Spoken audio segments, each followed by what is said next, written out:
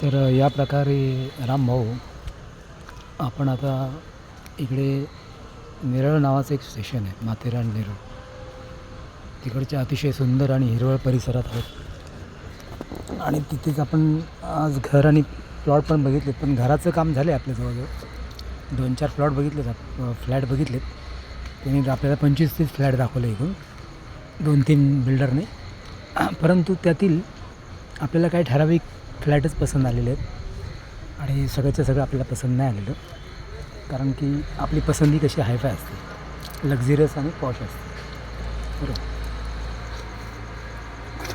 Builder लोक पण कसे लोकांना म्हणजे जवळजवळ एक 50% तरी लोकांना फसवतात बिल्डर. काय आलिशान घरं वगैरे काय देत नाही, पण तेच कन्स्ट्रक्शनमध्ये थोडासा बदल वगैरे करून असं नॉर्मलच काही लोकांना देत असतात. ओके, नैसर्गिक मूल्यांमुळेच आपण इतके एवढ्या लांब वळलेलो आहे 2016पासूनच, आणि त्याच्यात आपण कुठलाही बदल करणार नाही आहे. तर नेरळ नावाच्या ह्या स्टेशनमध्ये गर्दी फार कमी आहे आणि नैसर्गिक मूल्यांची फार जोपासना आहे इथे. अतिशय सुंदर नैसर्गिक मूल्य तिथे, अतिशय सुंदर असं वातावरण आहे आणि क्लायमेट हे अतिशय थंडच असतं नेहमी. पावसामुळे ते जास्त थंड झालेलं आहे. बघा, अशा विस्तीर्ण वेली वगैरे झाडं, सर्व काही खूप छान आहे, उत्कृष्ट.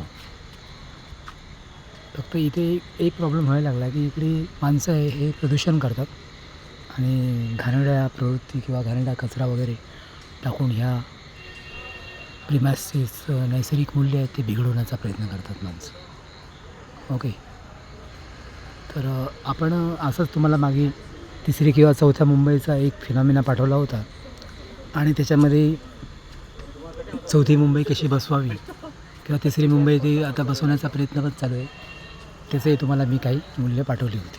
ओके, तर आपण निसर्गप्रेमी असल्यामुळे आपण ह्या निसर्गाच्याच वास्तव्यात माणसाची अतिशय विस्तीर्ण आणि व्यवस्थित, सुस्पष्ट आणि रचनात्मक त्याची प्रगती होऊन तो सुस्थिर व्हावा हीच आपली इच्छा आहे.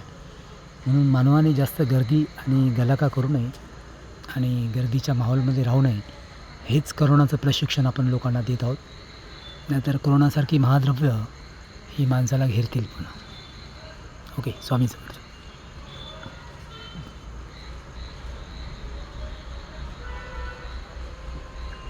जय शिवशंकर.